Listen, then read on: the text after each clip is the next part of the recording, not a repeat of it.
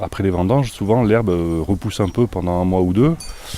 Et on se retrouve souvent avec un peu de chien-dent, avec des herbes qui sont un peu pérennes, qui vont grossir sous le pied de vigne. Et du coup, le fait de passer les brebis avant, qui vont vraiment raser ces herbes, en fait, qui vont les mettre courtes, permet donc au système de mieux fonctionner en reprise. On s'est aperçu que c'était pratique pour nous, que ça abîmait pas le palissage et surtout que ça nous rendait bien service en début de saison. Avec Fabien Lombard, qui est le propriétaire du domaine de Pélon, on a fait pâturer les brebis pendant quelques années et on avait plusieurs interrogations. Lui, d'une part, sur la toxicité éventuelle du cuivre sur les moutons et moi, d'autre part, sur le fait que le troupeau puisse abîmer les vignes. Nous, on est venu nous chercher en fait pour venir acter en fait une pratique empirique qui se fait depuis déjà pas mal de temps sur le territoire.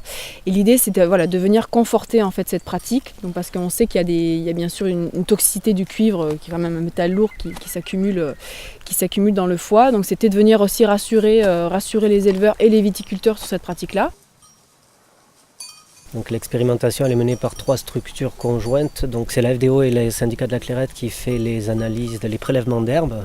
Et ensuite c'est le FIBEL qui s'occupe de toute analyse de terre, d'herbe.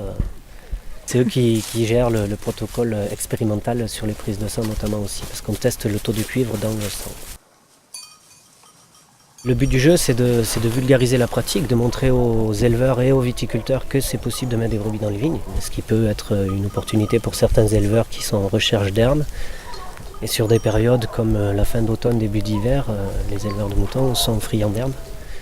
Et une opportunité aussi pour les viticulteurs, si ça peut leur éviter un désherbage ou quelque chose comme ça. Ça va faire la 3e année cette année qu'on pratique ça. C'est vrai que ça paraît indispensable maintenant. Vraiment.